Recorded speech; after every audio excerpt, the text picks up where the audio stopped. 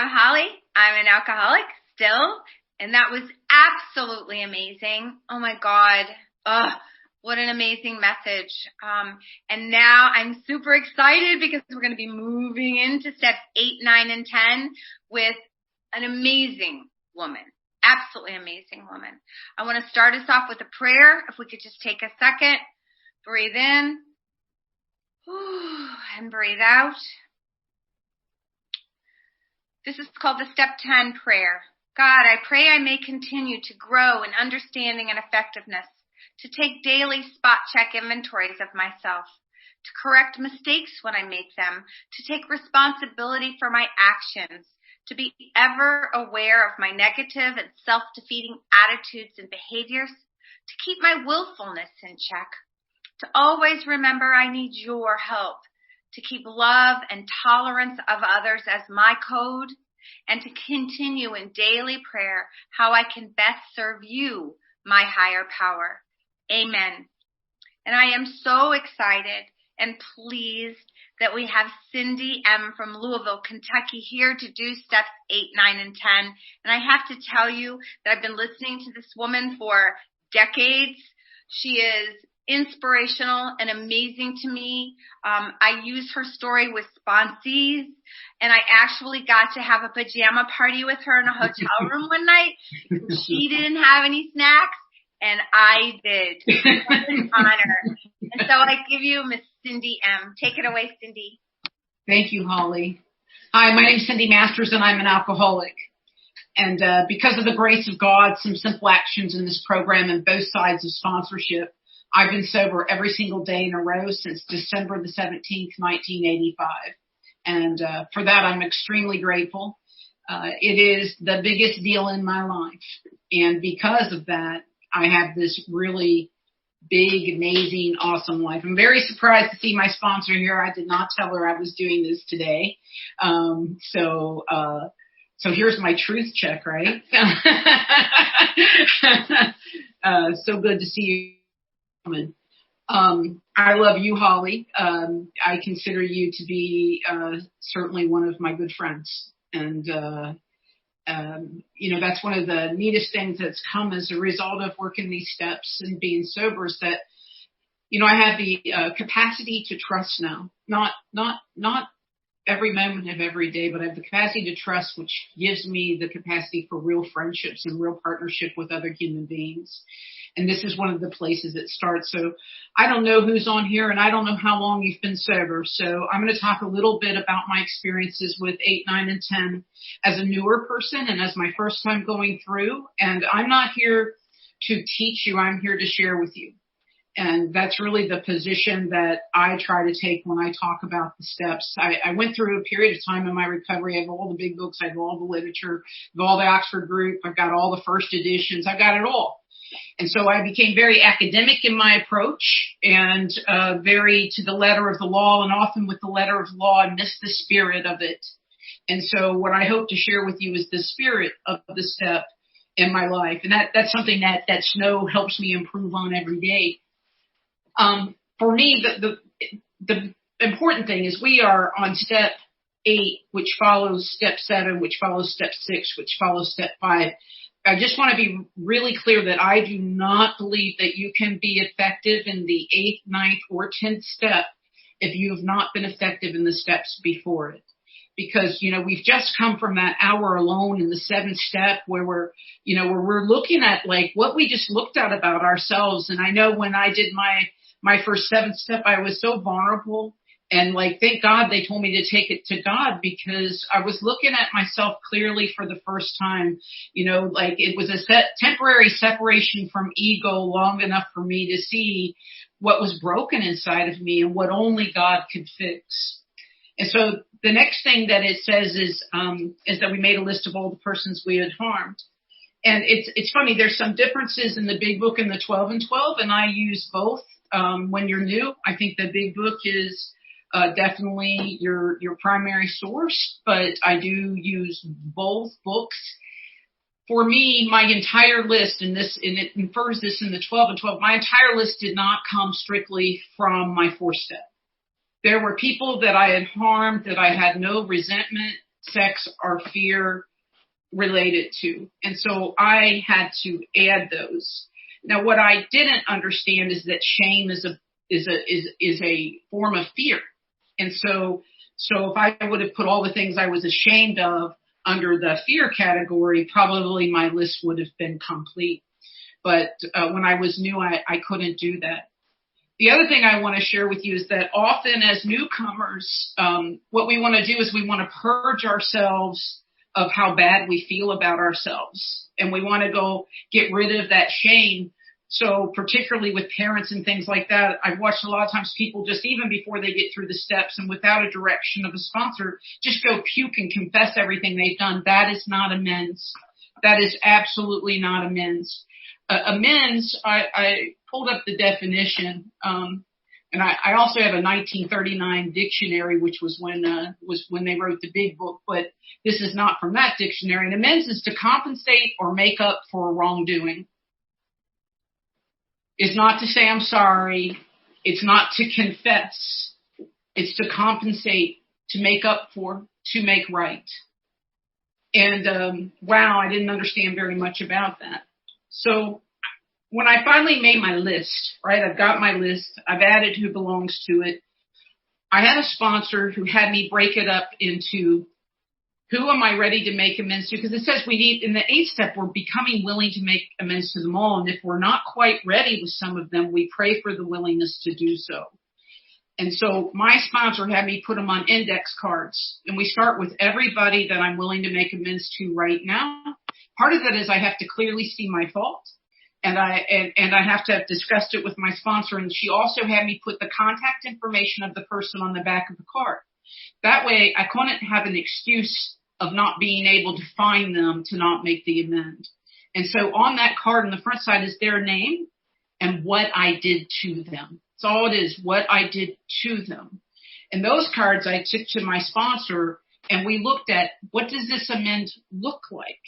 Now, it's a direct amend except when it's going to harm others. And it talks about this throughout the book, you know, when we start going into, 78, 79, usually other people are involved, right? So the amends that I need to make that only affect me, and that usually there's a guy that had basically taken credit for something somebody else did, let him take the fall for his misbehavior. And in the whole community, he let this guy take the blame for something he had done, and it ruined that man's reputation. So he wanted to go make that right and stand up in front of the community and say, that was not him, this was me, because the shame that cloaks us, and that's really what this stuff does. It lets us be able to look the world in the eye. It's when we start having promises, because everything I've ever done that hurt somebody, it bothers me. I don't like to hurt people. I'm an alcoholic. I'm highly sensitive. And when I hurt you, it bothers me. And it creates that cloak of shame. So he went and he had to go to his wife, because if he did that, it was going to hurt his family. It was going to hurt his family's reputation. And there was another guy that he had to go to his wife because it was about going and making an amends financially to his ex-wife. And it was going to harm his current family to do this. And he had the potential to go to jail. So getting the buy-in of the people that it might affect is really important. Now, if you live by yourself, you got no excuses, really. It's like, and if it's money, just write the check. That's the easiest amends in the world to make. So I took the card. I have their name. I have what my fault was. It's not connected to anybody else. And if it is connected where it could harm somebody else if I make the amend, I've gotten their buy-in to be able to make the amend. Then I do the same thing for people that I might be able to make an amend to someday, but I'm not ready yet. And they go into the someday category. And then I have a never category. I will never make amends to this person. I cannot do it. Now, I'm still praying for the willingness to become willing to make amends to that person. It took me till I was 17 years sober to get through the never category. When I was 17 years sober, I made my last direct amend on the never category.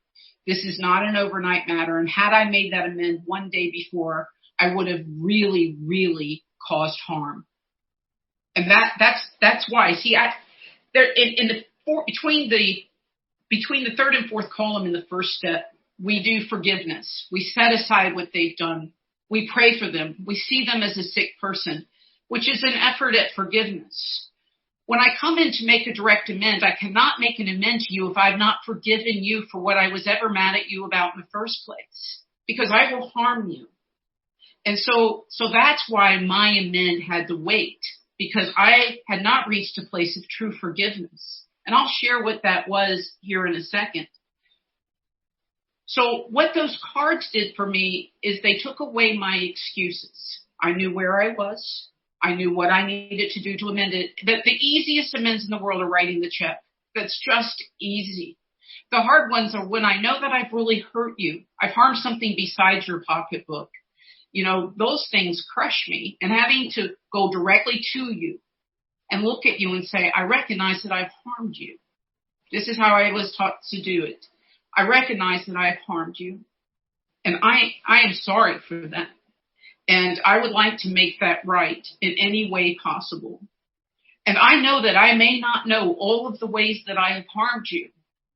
And so if there are other things I have done that I am unaware of, I would like for you to tell me now. That's very hard. You know, that's very hard. And then we don't ever criticize them. We sit and listen. So those early amends, they were easy because I was 100% at fault. I hurt people that didn't do anything to me. I hurt people that didn't deserve to be hurt. The more challenging amends become when people have done a lot of harm to me. In my mind, more harm to me than I have done to them. So for me, my drinking started when I was really young, and I ended up in all kinds of institutions, and I lived on the streets, and lots of bad things happened.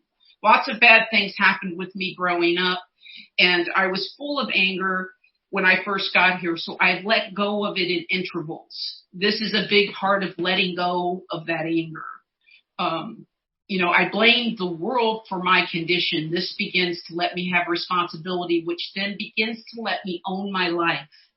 It gives me a pathway to have a life, because as long as everything remains your fault, no matter what you did to me, I don't get to have a life. As my sponsor likes to say, when I do this, I take the hook out of my mouth, not out of yours. When I forgive you, then that can amend to you. And I'm going to give you an example for me. I was kicked through doors as a kid, and my back was broke. And when I was sober, I had a highway motorcycle accident. When I was 12 years sober, I got drove over by a car while I was laying in the middle of the highway, and I lost everything I owned. I wound up on food stamps and Social Security disability at 12 years sober. That accident took that brake and pushed it forward, and I had to have a major surgery on my back, cutting part of my spinal canal to relieve my spinal cord so that I could walk. And when I was in the hospital recovering, all the trauma of my childhood came back, and this was the last amends remaining on my list. The man that kicked me through the door and had broken my back to start with, all that trauma that he did to me and everything else that ever happened to my back just started clicking through my mind. So it was time to go through forgiveness process. That's what my sponsor had me do, and that did not sound joyful to me. But we had to go through a forgiveness process, and at the end of that forgiveness process, I had an amends. Anytime I'm mad at you, there's probably something with me. Now, I did not owe that man an amends for breaking my back. I did not owe that man an amends for the harm he did to me as a child. What I owed him an amends for were two things. One is every time anybody said something nice about him, I made sure they knew he wasn't a good man. I destroyed his reputation. I character assassinated him. And the other thing I did was I blamed him for every shortcoming I had. I blamed him for every weakness in me and every weakness in my life. And so I was disempowered as a human being, but I didn't know that. And so when I made that amend to him, and this is why it's so important to have reached a place of forgiveness and to have walked through this with the sponsor, I went to him and I said, Daddy, I am so sorry for the harm that I have brought to you, and I am sorry that I have blamed you for my shortcomings for my whole life. And then I said, I'm sure I've harmed you in other ways that I'm unaware of. Let me know if there's something else that I need to make right. His answer to me was, Cyndi, your cousin recently confronted me about beating you with an extension cord on a family camping trip.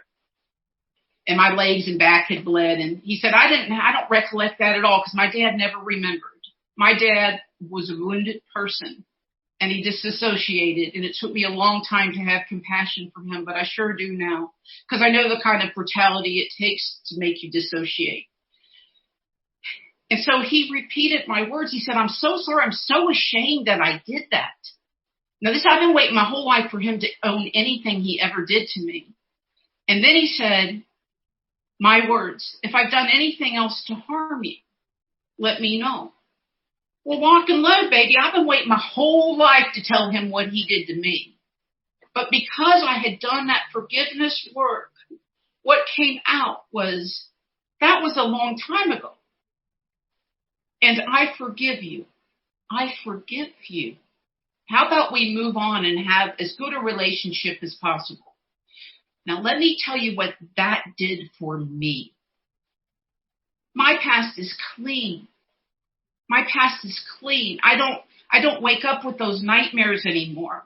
17 years sober, I still woke up with nightmares all the time. I would wake up in a traumatized state because I couldn't let go. And it couldn't have done it a day before I did it. So this is where become willing. Become willing. Pray daily. If you have to pray for 17 years daily to get there, pray daily. Because as long as I'm willing to become willing, God will give me the grace to stay sober. It is when I say I don't need to do that at all that I lose that extension of grace, if that makes sense. Because then I am running the show. My ego is running the show. And my ego was so attached to what he had done to me because I had made that my identity. I didn't go to school. I didn't go to high school. I didn't go to college. I didn't do anything. I went to that, and that was who I was.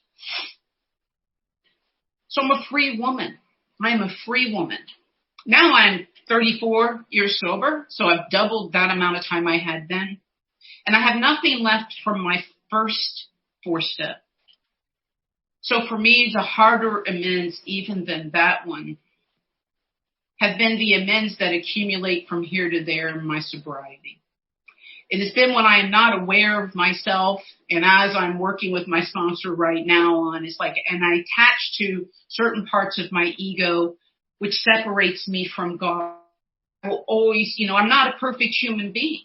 I'm not. And sometimes it's taken me years to become aware of a new shortcoming or defect or how it manifests in my life. But see, our book says continue to grow along spiritual lines. It doesn't say got there, done it, And so as I continue to grow along spiritual lines, I continue to discover both really good things about me, which is the nice thing about the 11th step, is that we begin to look at also what's right. But I begin to discover really good things about me, but I also discover deeper roots of my original shortcomings and defects. And I'm able to see more of how my behavior can affect others.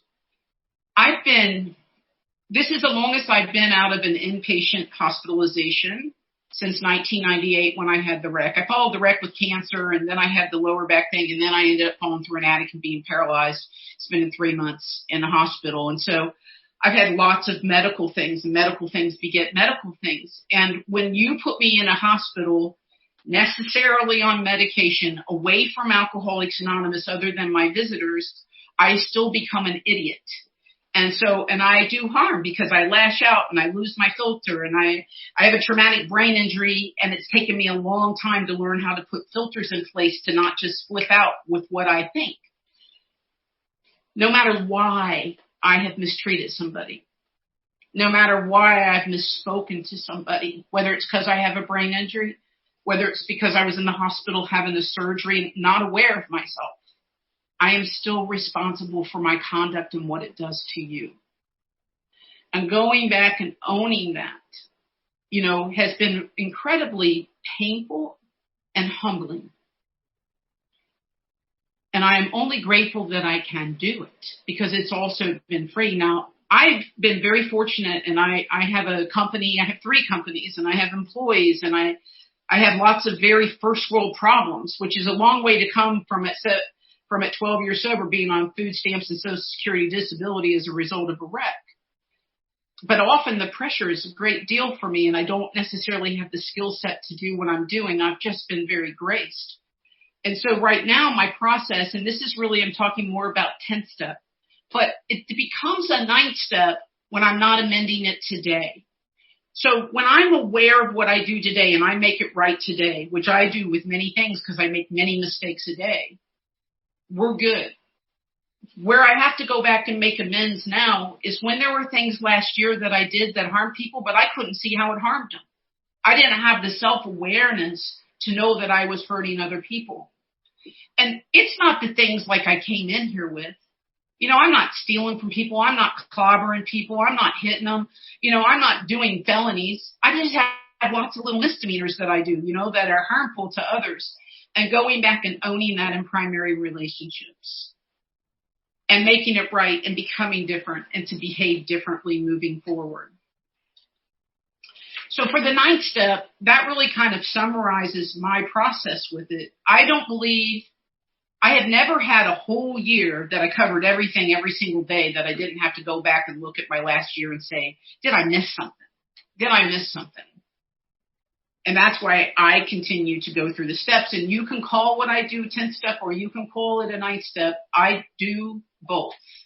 I do a 10th step where I write what's happened today. I evaluate what my behavior was today and what motivated it. And then if I haven't made an amends, and it's a kind of a combination of 10, 11. And if I haven't made an amends during the day, then I make it the next day. But there are things I miss. I just don't see. And so I hope what this is doing for you is what it did for me. I hope it's giving you permission to be human. Because when we have permission to be human, then we get to correct things. We get to partner with God to correct things.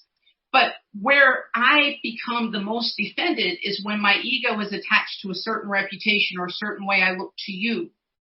And then it makes it impossible for me to correct things because I can't be humble enough to see my truth.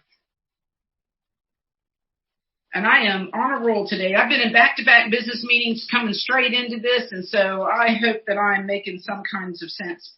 It also says in the 9th step that there may be some wrongs we can never fully right. We don't worry about them if we can honestly say to ourselves that we would right them if we could. We have to honestly say that, right? And I'm going to repeat one more time. An amends is not an apology. An amends is to correct a situation. It is to make it right. And I get better at step 10. And step 10 is 10, 11, and 12 are my favorite steps. My favorite thing about step 10 is it's where we learn the AA code. Love and tolerance. And love and tolerance, my definition has changed. It's like for a long time, I thought tolerance was when you irritated me. That's not tolerance. Tolerance is when you do intolerable things. When you do things that I so morally disagree with. And I tolerate it and love you anyway. That's a much that's a much bigger feat than when you just annoy me. That's not tolerance. That's probably me needing to look at myself. So I've been talking about it. We have to set right new mistakes. The good news with that, guys, is you're not the only one making new mistakes. It's written in this book because they know that we all are making new mistakes every day. I call my sponsor periodically, who's in this room, and I say to her, I can't believe I did this. And she says, Cyndi, I hear she's 45 years sober. She says, I hear when I'm 46 years sober, I'll walk on water. And what does that do? It gives me permission to not be perfect. It says, I'm going to make mistakes. And when we get to the 11th step, which Paul is going to cover, one of the things it tells us when we do the 11th step is that we don't beat ourselves up over them. If we drift into remorse and self-pity, we diminish our usefulness to God. So as we're examining ourselves, it's not to be a whipping post. We've looked at 6 and 7. We know that only God can remove certain things from us. It is to examine so we can become better and more useful. And when I am more useful, I am happier. I am never happy when I'm full of fear, which is what happens when I'm not useful. I'm full of fear. I'm full of what you'll think, how you'll feel about me, what I looked like to you yesterday. If I'm going to have enough, if I'm going to get enough, where will mine be coming from? So what this does, it keeps me from living like that, which Snow likes to tell me is attachment to ego. And it helps me detach from ego and attach to God. I'm going to read just a little bit. Continue to take personal inventory and continue to set right any new mistakes as we go along. We vigorously commence this way of living. And see, way of living, not act that we do. Way of living. As we cleaned up the past, we have entered the world of the Spirit. Our new function is to grow in understanding and effectiveness, which is a lot of where that love and tolerance comes in. Because I can't grow in understanding and effectiveness if I don't grow in my capacity to love and to tolerate. This is not an overnight matter. Boy, isn't this good news, because here I am at 34 years sober, still growing and learning, still being humbled and having to look at myself in new ways. It should continue for our lifetime. And you think about earlier in our book what it says we must continue to grow along spiritual lines, right? It doesn't ever say where the bar is we quit doing that. So this must continue for our lifetime. Continue to watch for selfishness, dishonesty, resentment, and fear.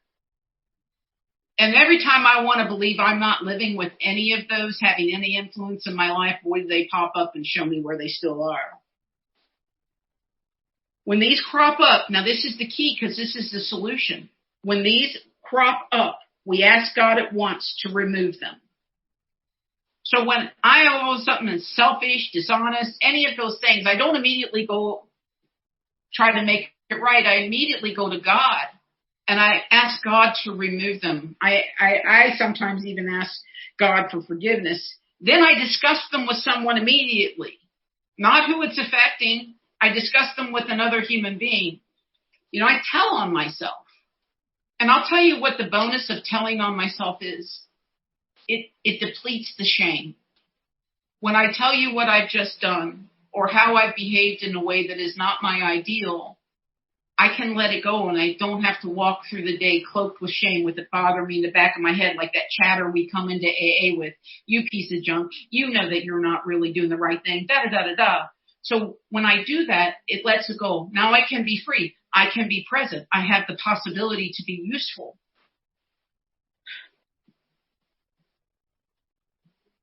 And then we make amends quickly if we've harmed anyone. But it is always that conversation with another human being that helps me know if I've harmed someone. Sometimes I will even still take responsibility for something that doesn't belong to me. And other taking responsibility for something that absolutely belongs to me.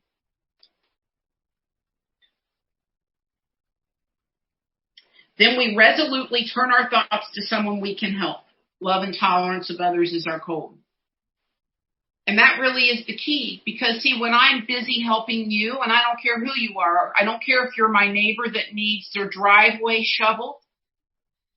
I don't care if you're another drunk. I don't care if you're some old lady trying to get your groceries out of the grocery store. When I think about you, I'm not thinking about me. I'm not feeding my ego. I'm feeding God and God's purpose for me. And there's always opportunities for that in every moment of every day. This tells me make a focused, concerted effort to go help somebody, which is a form of my amend. Honestly, like when we talk about, like I hear some people say, when make amends to myself, I think that's garbage. I make amends to myself by amending the things I've done wrong, which heal me and make me whole. And this is another form of that. When I go help you, it helps heal me and makes me whole. I don't know how that magic works, but it works magically every single time. Here's the next thing. Boy, is this the hard one for me. We cease fighting anything or anyone, even alcohol. This is a 10-step promise, and we're going to go on because the next paragraph talks about how we've been placed in a position of neutrality around alcohol. That's a 10-step promise. I'm not going to be tempted by alcohol, recoil from it as though it were a hot flame. I can go to places that people are drinking if I have a good reason and I'm not there for vicarious pleasure from their drinking. These are all 10-step promises. Now, the part for me, I've ceased fighting alcohol. I'm not tempted to drink. Last time I ever wanted to drink, I think I was 5 years sober, and I had an entitlement issue because it always, and I thought that drinking scotch, which I never had drank, would somehow make me less stressed and like other people. And the way that my sponsor countered that was she made me get up a half hour earlier that felt like punishment and walk around the neighborhood and count miracles. And you know what happened? I didn't want to drink anymore. It fixed it. But the cease fighting anything or anyone, even alcohol. Even alcohol's been the easy part. Snow says you don't have to come to every fight you're invited to. And I run businesses, and businesses competitive, and I'm competitive. And letting go of my attachment to winning and being right is really I'm working on that on another layer right now. And what does the working mean? The working means that I spend more time focusing on God and my relationship with God. Because if I will focus on God, then I'm not competing. And Snow says my mission in life is to go love God's kids every day, everywhere I am, work, home, doesn't matter. And so to do that really effectively at the level that I'm capable now, which is light years ahead of the level I was capable of when I was 5 years sober, 10 years sober, 20 years sober, even 30 years sober, because I have to grow along spiritual lines. So to do that takes very focused effort. It takes longer time in the morning, longer time at night, more time focused on letting God in and thinking about, and the other thing it says here, it's like when agitated and doubtful, we pause. I was not born with a pause button. My brain injury took all the pause button I had left away. And so for me, what that looks like is I have to slow down. I like to go at 110 miles an hour. I like to win, which is part of that cease fighting anything or anyone. And so for me, what's happening now, like I'm in a transformation. I'm in another transformation. I went through the humiliation. I'm reaching the humility. And so it's like this transformation is about how God and serving God is more important than winning in the world at a whole new level. It's that has to come before profitability. That has to come before status. And my status doesn't look like self-serving status. My status looks like I sit on 10 boards of directors and that I'm a big part of the community. And it's things I get accolades and awarded for. It doesn't look self-serving, but it is. And so how do I detach from that and realize that my number one job here is to help God's kids every single day, period. It's the only time I'm happy. I've had lots of success sober. I've had lots of cool stuff sober. And it's a bondage of its own type. But the only time that I am ever happy is when I'm trying to serve God. It really is. And what I'm finding is as I'm bringing that attitude into my businesses are more fulfilling. They matter more. My employees are happier. That I'm happier to be a part of it. So this practicing these principles in all of our affairs, what an order, right? What a challenge. And so this 10th step is a principle and practicing it every single place in my life. Now, I am sure that when I am 45 years sober, that I will have a talk very similar to this again. And I will say I've recently realized another layer about myself. And I'm once again humbled. And I'm once again trying to practice this. And tolerance, love and tolerance have reached a new level of something I have to look at in myself. And I'll tell you, most of the things that are irritable intolerances are because I have them. I resent in you what I have. And I don't want to admit I have it. I hate having it. And so I don't like that part of myself. So instead of not liking myself, I'll not like you, which is really a form of not liking myself. So anytime that I'm irritated and agitated by you, I must take it to God. I must take it to my sponsor. I must take it to another level as that comes up day in and day out. Now, I think if I asked you guys and everyone was honest and I said, has anybody been agitated for any moment through the day in the last 3 days?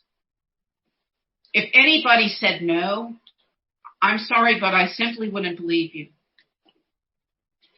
Or you're not living, because life is life. And learning how to practice this life thing is an art form. And when I understand that, it gives me permission to grow in God's light. And when I think I have to already be there, I am dwarfed. I am immediately beaten. I cannot move forward because I have to arrive, and there is no arrival, or there wouldn't be a 10th step that says we have to continue to take personal inventory. We wouldn't have inventory to be taken. And so letting this be an integrated part of my life instead of an event. It says it is easy to let up on our spiritual program of action and rest on our laurels. We're headed for trouble if we do, for alcohol's a subtle foe.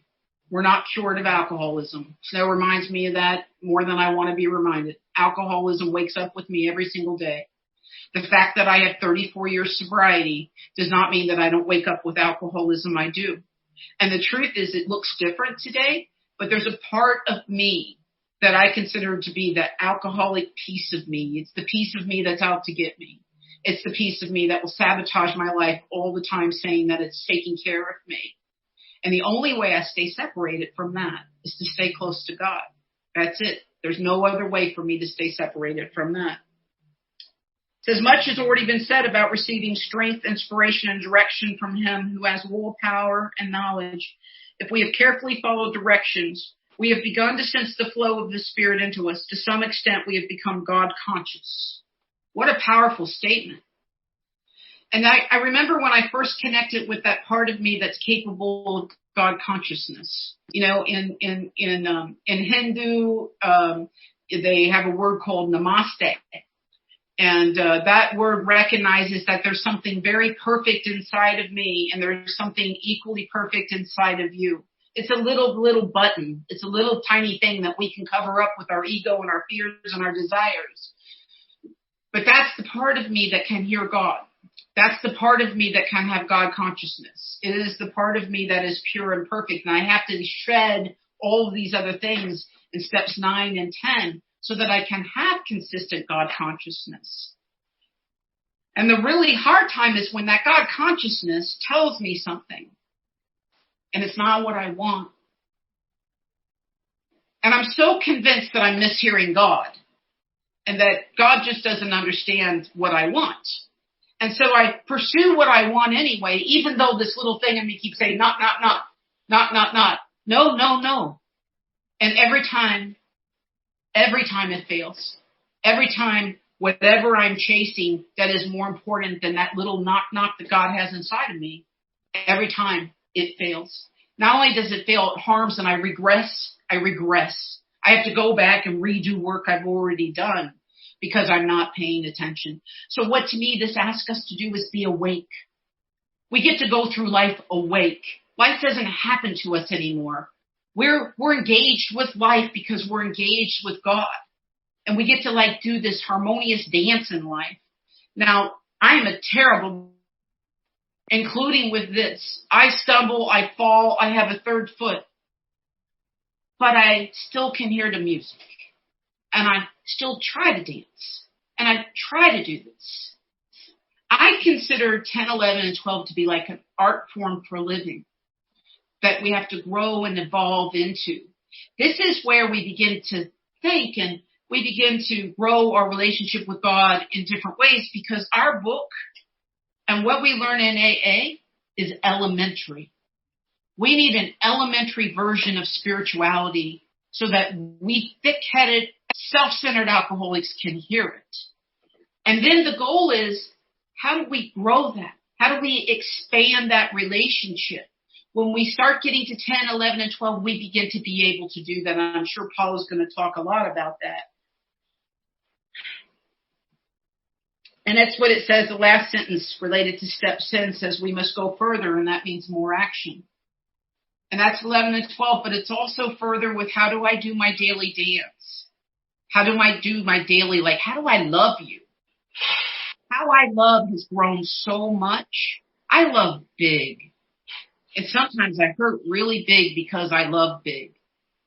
And if I get hurt and I try to protect myself, I get afraid and I harm my relationships. I learned all of that through step 10. Step 10 lets me see that. I'm trying to think, they gave me a lot of time and more time than I really need to go through this, but I'm trying to think these steps are the courageous steps. It takes such courage to do self-examination. If you are new, what I can promise you is that it becomes addictive.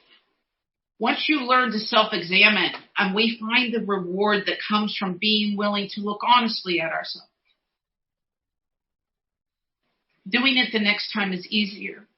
Is it always humbling? It's always humbling to find I'm not who I wish I was or who I think that you think I am or who I think I am. Because I'm not capable of seeing all that. And it's always like, oh man, how could I do that? But every time I get to go to another level, and the next time I do that, it's a different that. And it's in a different way. And I catch it sooner and I do less harm. There's all kinds of promises. We read those nice stuff promises. To me, they didn't sound like promises at all in the beginning. I mean, who cares about, really, let's go back to them really quick. It's like self-seeking will slip away. That did not sound like a promise to me. That sounded almost like a punishment. Today, that and peace and words like that, oh my God, I really embraced those. But it took time to learn those. What mattered to me was this 10th step promise that there would be a time I would be placed in a neutral position around alcohol and I wouldn't want to drink. That was what I wanted. That was my promise coming in the door.